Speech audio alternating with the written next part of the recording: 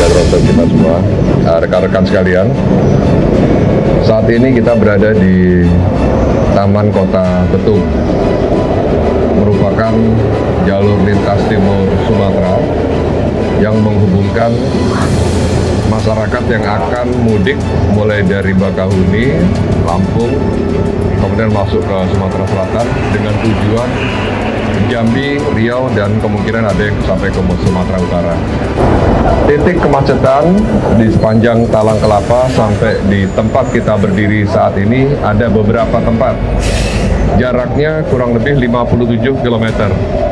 Yang pertama adalah di Pasar Talang Kelapa itu sendiri.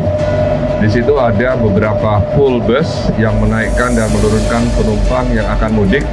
Tadi sudah kita ingatkan untuk tidak menaikkan dan menurunkan penumpang di pinggir jalan. Kita arahkan untuk masuk ke terminal Alang-Alang Lebar.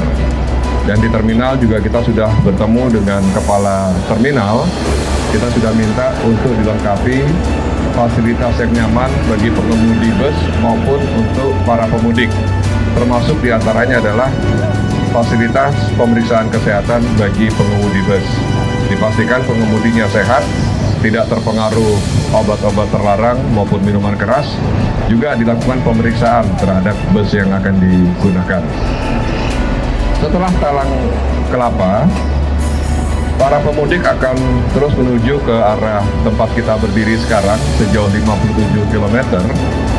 Jalannya tidak terlalu lebar dan kontur tanahnya naik turun sehingga akan terjadi perlambatan pada lokasi jalan yang menanjak. Hari ini masih ada kendaraan-kendaraan berat yang diizinkan melintas, namun pada tanggal 17 April besok pukul 16.00 untuk kendaraan angkutan barang sudah tidak diizinkan untuk melintas sampai tanggal 2 Mei, sampai berakhirnya operasi ketupat dan arus balik sudah diharapkan selesai. Kemudian jalan yang sempit ini juga terdapat elevasi jalan yang cukup tinggi, bahkan ada yang mencapai 50 cm, sehingga para pemudik dihimbau untuk berhati-hati agar tidak jatuh ke badan jalan yang elevasinya tinggi akan terguling.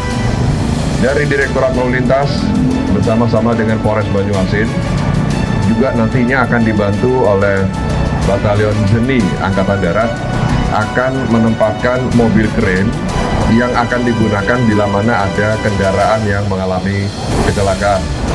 Kita semua berharap seluruh perjalanan mudik ini dapat berjalan dengan aman, dengan nyaman, dengan lancar dan sehat.